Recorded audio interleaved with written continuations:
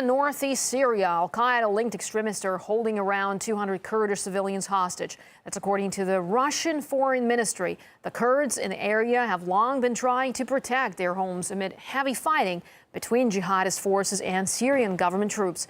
RT's Paul Lear has the details.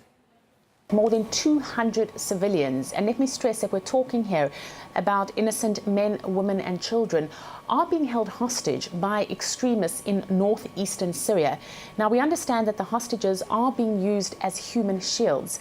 The Russian Foreign Ministry saying that they're mostly from Kurdish families whose members are fighting extremists in the region. Now, fighting broke out a few days ago between Syrian Kurds and Al Qaeda-linked militants in the towns of Al Abdiyad and Ras Al Ayn along the Syrian-Turkish border. This is exactly where al-Nusra and other Al Qaeda-affiliated groups have been operating.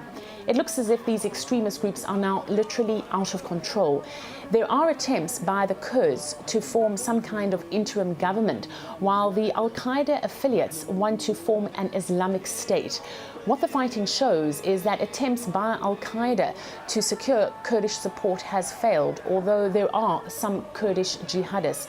Of course, there are still tensions between the Kurdish groups themselves, but it seems that at least for now, they have found common ground against the extremists. Turkey, of course, is looking on with concern. It's worried that if the Kurds fight Al Qaeda, they will get support from the West. But on the other hand, the Kurds themselves are not keen on the Syrian National Council either, and they have refused to join the Turkish-backed Syrian opposition that has not given them any assurances or promises as to a division of Syria after President Bashar Assad. Some Western states, including the UK, have so far backtracked in their arms supply to the opposition, voicing concerns about the threat of extremists in Syria. But the Free Syrian Army has admitted it will accept help from anyone, including Al Qaeda. My colleague Bill Dodd spoke to Rebel Army spokesperson Zaki Ma. The situation in Syria with the opposition is pretty much complicated. You hear on media that there's a lot of divisions within the Free Syrian Army. There are divisions. Well, let's say, you say it's complicated, there are divisions. Basically, you've been hijacked by radical extremists, by the likes of Al Qaeda.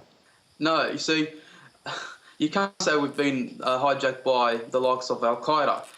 Al Qaeda took the advantage, yes, and they thought, look, if our own brothers are being killed by this tyrant, and the world is doing nothing about it and just sitting back on their backsides and doing nothing, well, we're going to step in. And so the Free Syrian Army are like, anyone who's willing to help us in advance to take on this tyrant, we are willing to accept him, whether he looks like Bin Laden, whether he looks like Hitler. The UK Prime Minister, he says there's too much extremism on the ground there in Syria. So if extremist groups fighting the government multiply, do you actually fear losing support of your foreign allies? Because, you know, a Prime Minister of some Western country says there's extremism within the opposition. I mean, it's still not a justifiable reason not to help the moderates.